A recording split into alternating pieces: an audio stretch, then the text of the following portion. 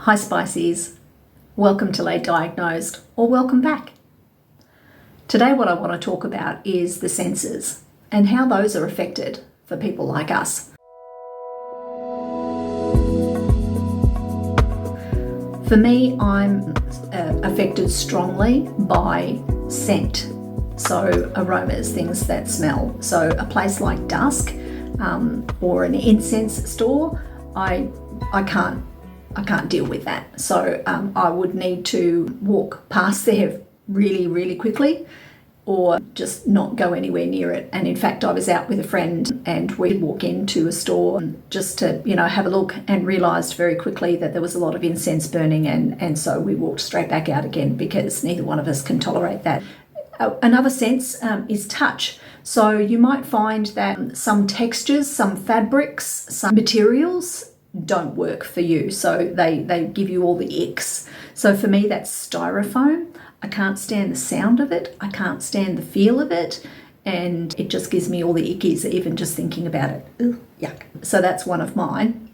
Another thing could be taste. So there could be certain textures in taste that make you feel all the icks, and it could be a combination of textures as well. Perhaps you can't combine certain textures, and so when you're eating off your plate, you've got to eat textures one after the other. So it might be, you're going to eat your meat first and then you're going to eat your mashed potato after that, or vice versa, for example. And some people can't mix certain foods for that reason. So those are just some of the things that can affect you when you're on the spectrum.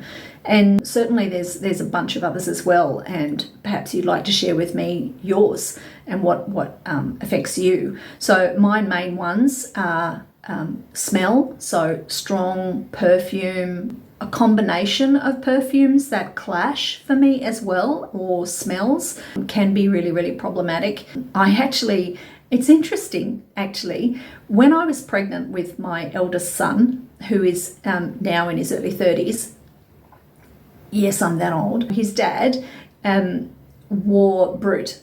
And at the time, it was the late 80s, early 90s, and that was the thing. But it made me so violently ill that to this day I can't even smell it without feeling gross.